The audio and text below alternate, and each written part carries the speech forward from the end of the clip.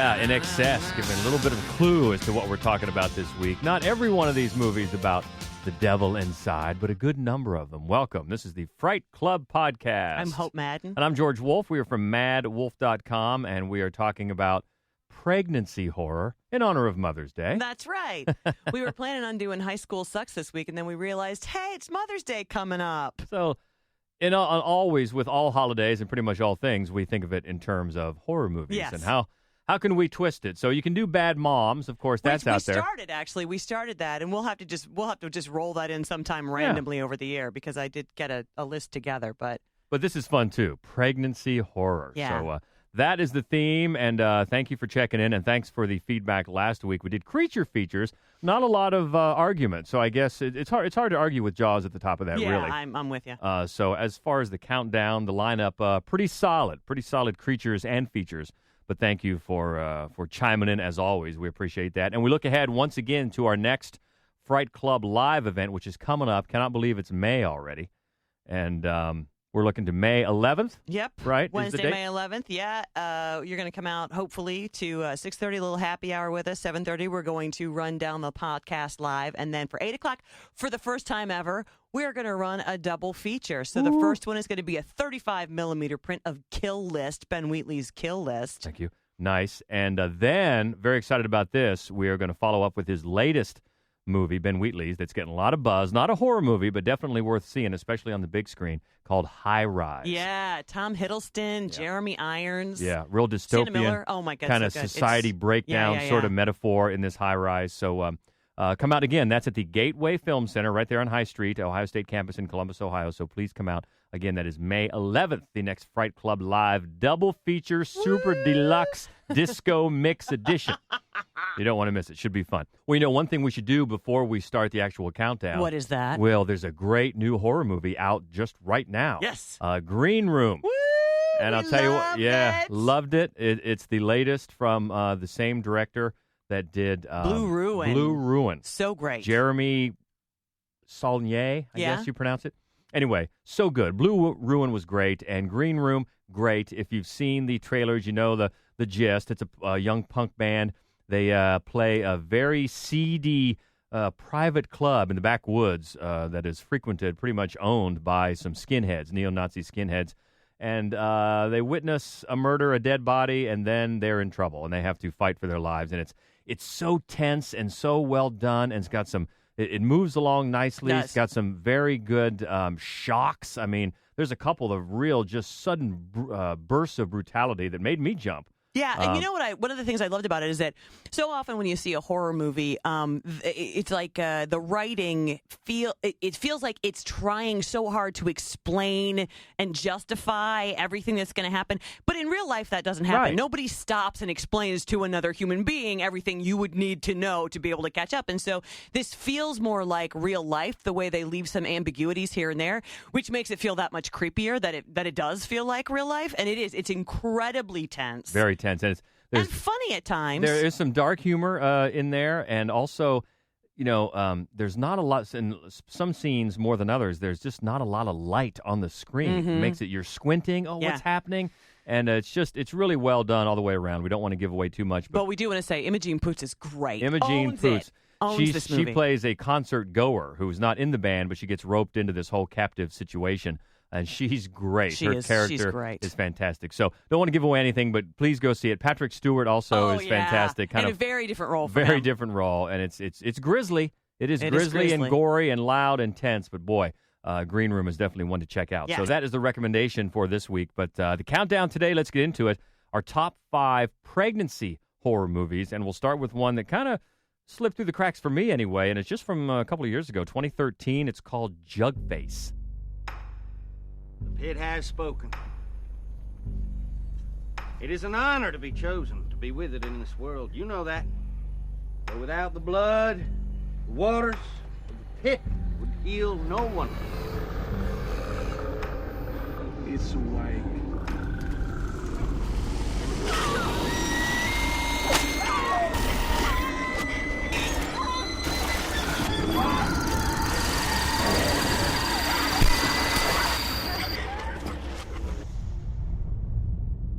The pit wants what it wants.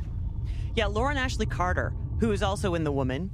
She leads this, and it's funny because she is also pregnant in The Woman, the film The Woman that we both love so much. And in this one, she's part of a society that, isolates itself from the larger group of society. They live in the woods. They're very simple on purpose. And the movie opens, she is with her dad, who is played by Larry Fassenden, right? So a genre favorite, Larry Fassenden. And they go to a grocery store in town. It's one of their rare ventures into town. And it's an interesting opening because you feel like she should stay. Like there's something that ought, but then when they get back, what I like about the movie in general is the way it twists this idea of like this backwoods community, because it is super creepy and yet it's not like one-dimensional. The characters live there for a reason, and they're not hateful and they're not one-dimensional. But on the other hand, I don't want to live there. Like, that for sure. But anyway, she winds up pregnant. And that's not good because she's betrothed to someone who she's never been with, which means she's been with somebody she should have been with, and it turns out it's her brother. Ooh. So not good. But then the real sort of drama comes in because Chris Bridgers' character, he plays sort of the local simpleton. Sean Bridgers? Sorry, Sean Bridgers. He plays sort of the village simpleton, and he goes into these trances and he makes some ceramic jugs with a face on them, and whoever is on the face, that person has to be fed to the monster in the pit. And right there, I'm just like, wait, there's a monster in a pit? Oh my God, how great is this movie? So, anyway, it's a lot of details, a lot of sort of elements that braid together nicely. The film just works out better than you might expect. I mean, it's clearly not made on a great, big, giant budget, but it's very compelling and creepy and interesting. Sean Bridgers plays a different character than he usually does, which is nice. Lauren Ashley Carter does a really, really good job. And Sean Young plays her mom and is awful, but in a good way. I mean, you're like, ugh, blah. It's a very uncomfortable film. Well, I think what's interesting about this is it plays on some themes we've seen before, maybe in things like The Lottery or even... Oh, absolutely, The Lottery, or definitely. Even The Wicker Man. But you, instead of in The Wicker Man where they are, offering up sacrifices that are not really there, so they can get blessed with the crops, which, you're given the idea that, no, there's nothing here. Yeah. In this one, there's actually a supernatural force that really is there. Yes. Yeah. And the supernatural force is the one that helps, Dewey is the name of Sean Bridgers' character, sort of informs his subconscious about the face that he has to put on the jug. I mean, it really is a calling from this monster. This person has to die. And the community knows what happens when you try to be deceptive, which you don't get that information until fairly well into the film. But That's I mean, good. it's a well put together, it's a modest effort, but it is a well put together film, and it does sort of twist your expectations periodically in a really fascinating way. So that's number 5. So how about bubbling under the top 5? What was scratching at the door? Well, pregnancy. There are a lot of pregnancy-related horror movies, and there are a lot of movies where there is a pregnant character, but the pregnancy itself is not sort of what generates the tension in the horror. So I kind of skipped a lot of them. But there's one, it's funny, there's one I want to mention from 2014, not a horror film exactly, but so tense and uncomfortable. And actually, it focuses a great deal also on after the baby is born. So, and it's called Hungry Hearts. Adam Driver stars. But there's so unsettling about the whole film, not just what the female lead and what she does as a parent, which is, I think, on a superficial level, what creates a lot of the tension, but also her helplessness, and that this sort of wrong thinking, it really just comes from her own helplessness. It's I thought it was a very unsettling film, not a horror film exactly, but pretty tense and sort of awful. So good. One of the ones that came close, which I know a lot of Fright Clubbers like, is a film from 2013 called Proxy. Oh, yeah. Because it is pretty horrific. And very much, there's a really, really, really unsettling sort of pregnancy bit that happens at the beginning. There's one performance in the film that I just flat out hate. And then also I think that it veers, it does it on purpose. It's an intentional sort of sleight of hand, the way it shifts focus midway through. But I don't know. I just didn't think that the second act was as compelling as... Anyway, so I didn't put it on the list. But Proxy, if you are wanting to see pregnancy and horror intertwined, you definitely are going to see it in the first act of this film. Oh, my God. Another one I sort of kicked around. Demon Seed? No, I did not kick around Demon Seed. Demon Seed, 1977, Julie Christie. Check it out. No. Okay, which one?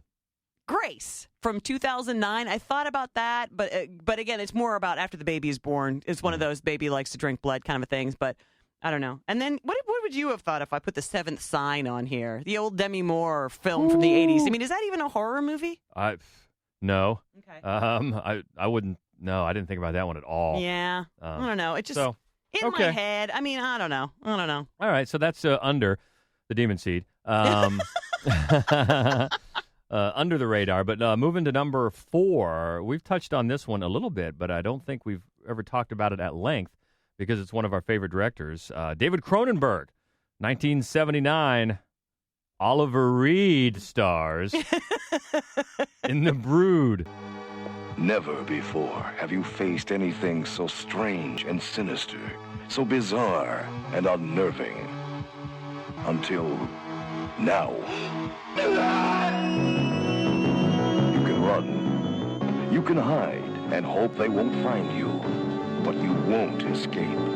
Once unleashed, the Brood will destroy anyone who gets in their way. David Cronenberg's ultimate experience in inner terror, starring Oliver Reed and Samantha Eggar. The Brood. They're waiting for you. Okay, here's the thing about this. Let's get the Oliver Reed story out of the way right now. He was arrested by the Canadian police while they were filming this after he made a bet with someone that he could walk from one bar to another without wearing clothes in the freezing cold weather. So there you go. Oliver Reed. It's your Oliver Reed moment. I mean, it's so funny. Oliver Reed, and he made a lot of horror films, and he's just unseemly. There's just something mildly just like perverse about him, Always. Which I think is why our friend and the Columbus Horror Society master, keeper of the keys, Bridget, she loves him. She's got like a thing, like a crush on Oliver Reed. He's always got that look on his face, well, that he's probably drunk, and that just something unseemly is going on in his head and is about to come to fruition. Right, and so. he uses that really well in this particular movie as Dr. Hal Ragland, who has psychoplasmics, I think it's called, is his area, and he keeps patients and he helps them funnel their rage into some sort of physical entity. I don't know why anybody thought that was a good idea, because some of his patients end up with these big pussy sores all over themselves. I mean, it doesn't seem like the process is helping anyone, but in particular, the character that's played by Samantha Eggers, she's awesome, and her rage turns into these baby sacs that grow on the outside of her belly. There is a scene where she opens up this big white cape and you just see this nasty, I mean, it's so awesome and so Cronenberg. It's just, and then of course they promptly, if you've ever seen the film, they grow into like 8-year-old mutants with these puffy coats, and it's like the best image of perverted innocence. These kids in the snow in the puffy coats, but with the nasty faces, and they're going to just wreak havoc on anyone that their quote mom is upset with. Oh my God, it's so great. And it's interesting that this movie comes up because Samantha Eggar, now she was somebody who was all over the movies in the 70s. Yeah. Well, even in the 60s, she was in the original Dr. Dolittle. But I had just totally forgotten about her. You know, in my early movie going, she was always around, and then this movie comes up like, oh my God, Samantha Eggar. Yeah, and she's so great in this movie. And there's something about, it's like her eyes are really wide set. Yeah, and she's quite lovely, but there's also the way that he films her and sort of emphasizes her eyes that makes her seem just wrong, you know? And you know Which what? is perfect. It was her idea to lick the blood off the newborn baby. That was her idea. It was and the fetuses, you're talking about those fetuses? They were actually stuffed condoms. Oh. When they filmed it. So that's what she's licking. Yeah. So there's an extra icky factor. But this was done while Cronenberg worked on this while he was going through a really bad divorce and child custody battle. Yeah. And I think he supposedly put a lot of the characteristics of his ex-wife into Samantha Egger's character. Yeah. So there's a lot going on here. Cronenberg has his usual body issues, yes, but also some divorce issues here, too. Yeah, I mean, the film has been called misogynistic, you know, especially when it came out. I'm not sure. I think that is the case. I'm not sure that I would call it that simply because, but I think it is. It's so very wound up in his personal issues at the time that I can, which were hatred directed toward a female. So I can see where that's being not seen all as females. That. No, one particular. Yeah. No. And I also think though. I mean, it's a very natural outgrowth of the basic storyline, which is, you know, this is how she manifests this psychoplasmic version. And she's not pregnant exactly, but I mean, it's such a gross, weird, nasty, horrific image of pregnancy. This scene when she opens up her cape that I thought, well, it's the first movie I thought, it's the second movie I thought of when I decided on this topic. Yeah. Hint of what's to come. Yeah. And you'll get a kick out of this. Your buddy, Joe Dante, he cut the American trailer for this movie. Nice. Yeah. That's right. I got to talk to Joe Dante. And I was characteristically nerdy the entire time. Just very the whole time. Not to the Bruce Campbell level, but almost. But getting there. But close. Yeah. Close. So 1979, David Cronenberg's The Brood. Oliver Reed. Number 4 on our list of pregnancy horror movies. And moving up to number 3, one that, it's another one of our favorites and one that we featured in a Fright Club Live here not too long ago. And it could make a lot of lists. It could make a WTF list. It could. Because what's going on? But there's a lot going on, actually, from 2006, Shaitan.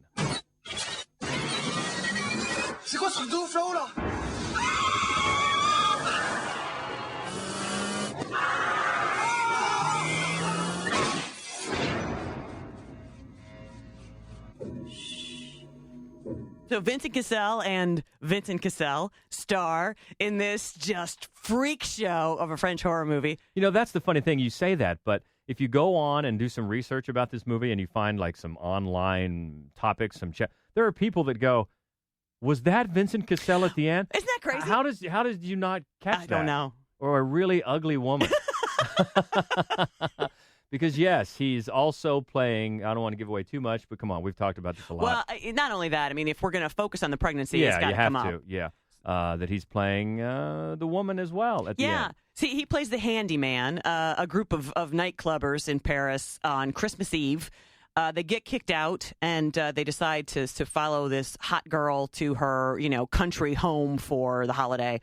And Vincent Cassel plays her handyman and also plays her handyman's wife. Her handyman's very, very, very, very pregnant wife. Well, see, that's the whole thing that's going on here, the subtext, and it's not really subtle. I mean, you mentioned it is Christmas Eve. Yeah. The handyman's name is Joseph. Yeah. The girl's name is Eve. Yep.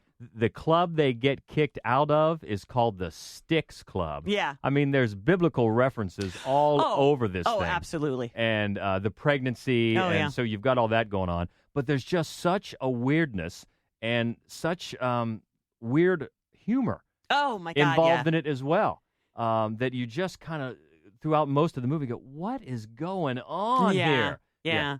And it's, the club goers are, and they're, I mean, again, without being heavy-handed really in any way, all of them are quite clearly sinners. And they sort of focus on that as not just like, they do some certain things, but I mean, they're sinners. They specify, there's one who you figure is like the nicest guy. He's all right. He's okay. But really, he's being unfaithful to his girlfriend. He keeps calling them fun. I mean, it's again, without sort of punishing you by overly explaining everything, you don't hate them. You don't want to see ill come to them, but all of them are sinners in a certain way. And it's just interesting the way the film toys with so many ideas. And it's not like it's hard to keep up. It isn't. It's just hard to sort of, navigate the amount of weirdness being thrown at you at all times. Yeah, because you're not quite sure, just as the people aren't, the clubgoers aren't quite sure what Joseph's deal is. Yes. He's instantly overly friendly, and he's just a little weird. He's very weird. Yeah, and he's kind of at simultaneously encouraging the sinning and also kind of pointing it out that, that they're not good people. At the same time. It's just so weird. And he's so good. Oh my God. Vincent Cassel is just awesome in this movie. I mean, he really embraces this role, and he takes to the weird behavior with relish. You can't take your eyes off of him. And at the same time, you kind of hope he doesn't come back in the room.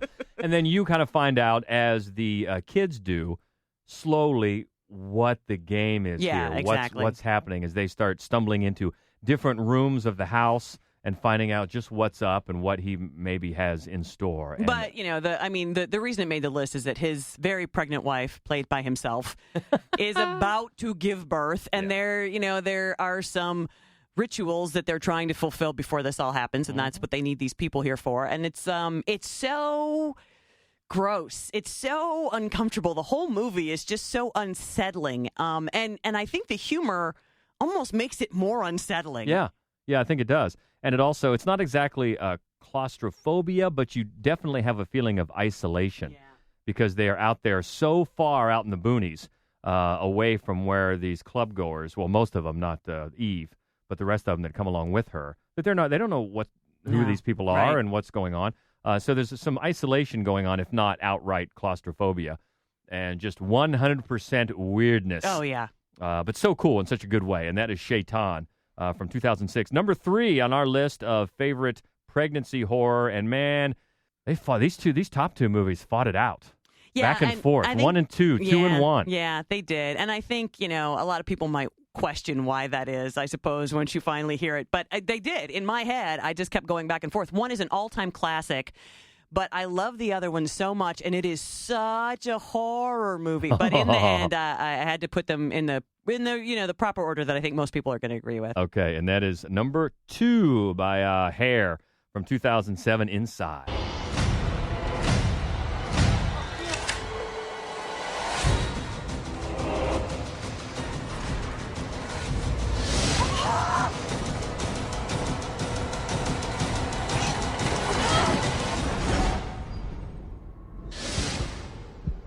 Yeah, even though the one at number 1, which you can probably guess that we'll get to, might be more an all-time classic, you just bring up the topic, pregnancy horror. This is the first thing that jumps into your head. Yes.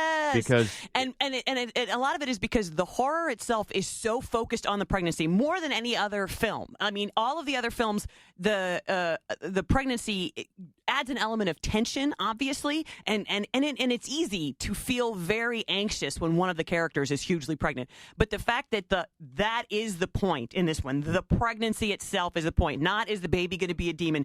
Not is the baby going to want blood instead of breast milk.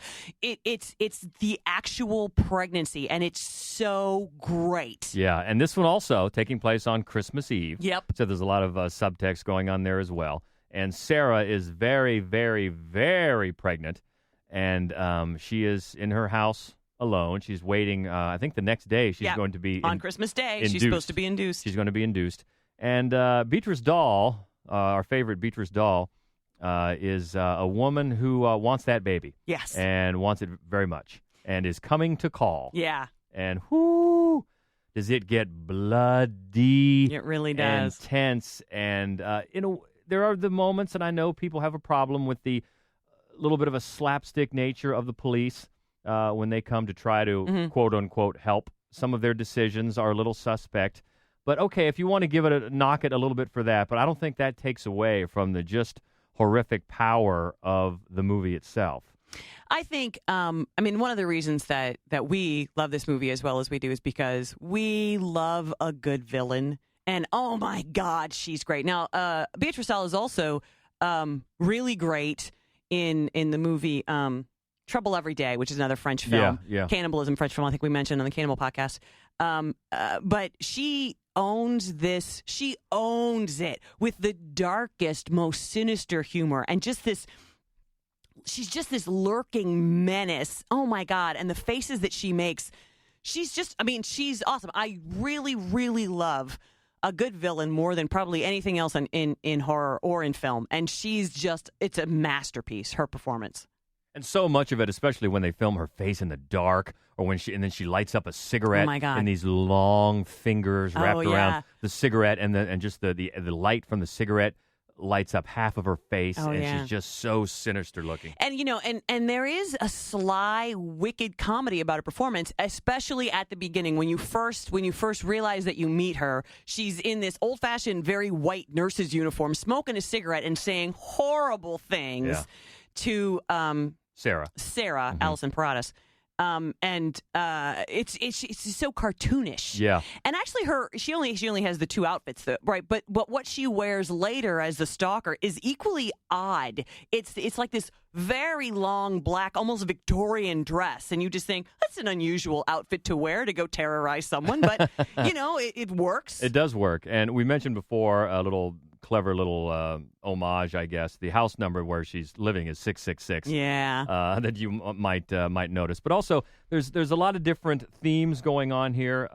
You got the Christmas birth, again, that's in this movie as well. But you've got the fact that all the men who show up are killed by women. Oh, yeah. Yeah, so you've got that theme. Well, everybody is killed by women. Well, yeah, but I mean, that adds, every guy, man who shows up to help mm-hmm. does not help, no. and it winds up in a bad way. But also, there's themes of, what makes a good mother, what makes a bad mother. There's questions subtly thrown out as to whether Sarah even wants this baby. Yeah, no, you definitely get the feeling that she doesn't, and it's almost like the film is punishing her for that. Or is it the fact, does she not want the baby, or does she just really not have much will to live, considering what has happened? Right. And she is facing life as not to give away too much, as a single mother. Right.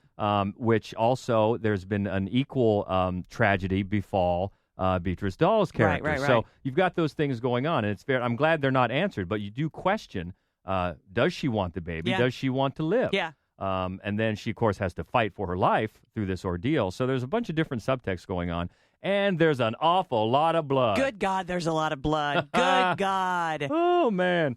But it's so well done. Again, we can argue about the cops' behavior, but still, man, when it just gets down to fighting each other, it's nasty. And then you've got that ending, which we won't even go into, but it's shocking. Yeah, shocking. Yeah. And then you've got the director's choice to go inside the womb for some shots about the trauma being felt to the baby itself. That's weird. It is weird. And you know what? The very first time, it doesn't happen a lot. It happens just a few times. And the first time it happened, I thought, I don't think this is going to work. But then it does. It really does. Yeah. And I think that it's the kind of film, the French make some pretty extreme horror films, and they make choices in this film that I don't think that you would see other nations, not just American, but other nations make, and I applaud them for that. And I also think that this film takes better advantage of the unbelievable helplessness of childbirth. You're not doing much else. If it's happening, it's happening now. Right. And there's not like you're gonna fight somebody off while you're doing it. and there's a moment, a lot of the film you don't really like Sarah's character that much, which is intentional. She doesn't come across as being particularly likable. But oh my God, her helplessness in that particular spot, and you think, what else is she gonna do? It's so uncomfortable. It is. In 2007, Inside makes it in at number 2. Again, just by an eyelash in our list of pregnancy horror. So what that leaves at number 1, the granddaddy, the grandmommy, from 1968, Roman Polanski's classic Rosemary's Baby. What have you done to it? What have you done to its eyes? He has his father's eyes. What are you talking about? Guy's eyes are normal. What have you done to him, you maniac? Satan is his father, not Guy. Hail Adrian! Hail Adrian! Hail Satan! Hail Satan! Now, when we've talked about this before, one of the key things that comes up is how faithful this movie is to the book. In fact, the Ira Levine, the author of the book, was quoted as saying he thinks it's the single most faithful adaptation of a novel ever to come out of Hollywood. And one of the reasons that it was speculated that happened is because it's the first time that Roman Polanski had ever adapted another writer's work, and he might have been unaware of the freedom that he had to improvise. Well, good. Yeah. Good that he didn't. Yeah, but he just took it right down to some lines right out of the book. It's so faithful to the book, and I guess that's a statement on how good the movie and the book is. Yeah. Because, the movie just comes out so great. Yeah, it's a brilliant film. There's no way around it. Everything about it is great. The writing, obviously.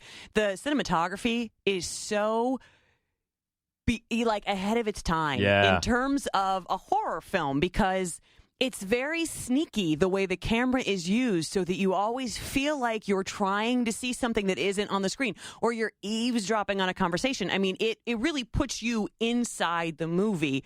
The camera does in a brilliant way. Another movie that we've talked about doing the same thing, one that we just talked about last week, The Thing, does that. Yes. When instead of the apartment, they're in the compound there, you just are always, what's going on in that next room? Yeah, I always thought that A Tale of Two Sisters, which we showed recently in a Fright Club Live, I feel like they do the same thing really well. Yeah, but that's so true because, as you probably know, it's all about this group of Satan worshipers planning and scheming to get, Rosemary pregnant for the Antichrist. And it's one where she is so, you talk about the helplessness of pregnancy. She's so small anyway, Mia Farrow. And she's got that new, what became so stylish at the time, pixie haircut. She just looks so frail, and they keep her drugged up so much of the time, when they actually have the conception scene with the demon.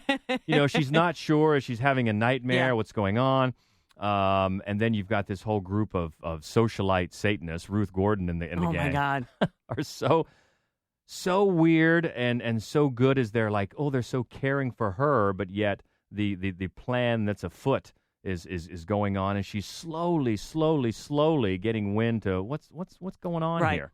Yeah, and it's well, it's part of Roman Polanski's trilogy about apartment city dwelling, Repulsion from 65, The Tenant from 76, and then in the middle here, Rosemary's Baby. And again, we definitely have our issues with Roman Polanski, but we're focusing on how good of a director he can be. Right.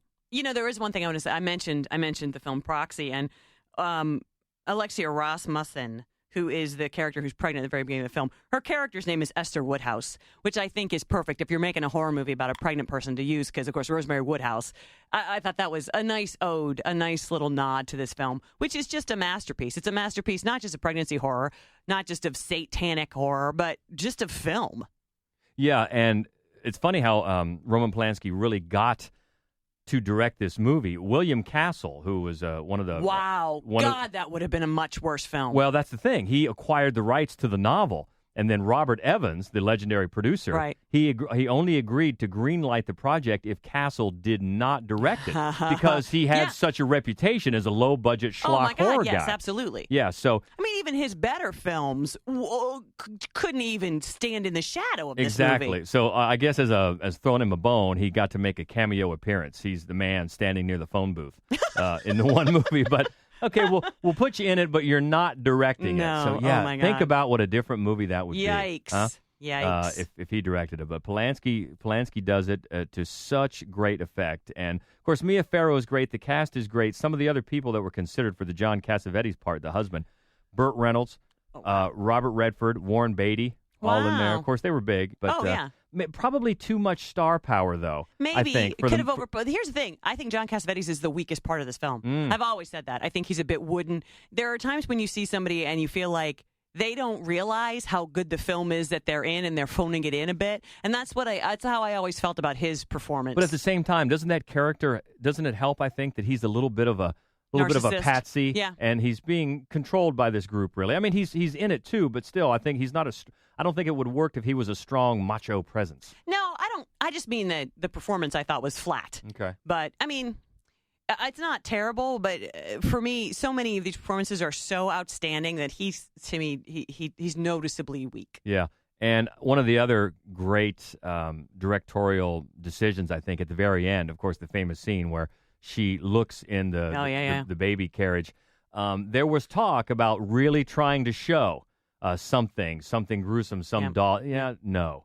We are going to do a podcast on mutant babies, by the way. We're totally going to do that. When I was determining what we were going to do for this week, I kept thinking that, like, there are so many great mutant baby movies. I got to do that. Just not today. But I think it's better not Definitely, especially for a film as elegant and classy as that is. And, and again, I mean, the reason that, obviously, she's pregnant the whole film. That's the point of the film, and that's why it made this movie. But you can't Polanski, who knows a little something about vulnerable females. He really emphasizes, I mean, like you said, she's very frail and she's very small, and her helplessness, the believability of her helplessness is imperative to accepting everything that happens in this movie. And boy, you do.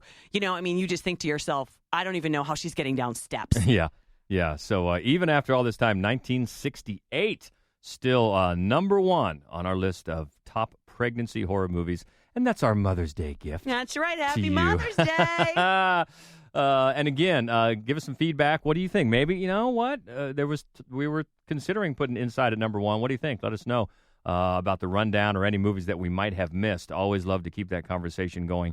At Mad Wolf, MADDWOLF on Twitter. Can I tell you one that I just thought of that I completely disregarded right off the bat? It's called Baby Blood, however, and it's so bad, but it's a French movie, and it starts off in a circus, yes, and then this woman, she's impregnated by like a demonic alien parasite or something, and then she can hear the baby talk to her from inside of her belly, and then she needs to drink blood.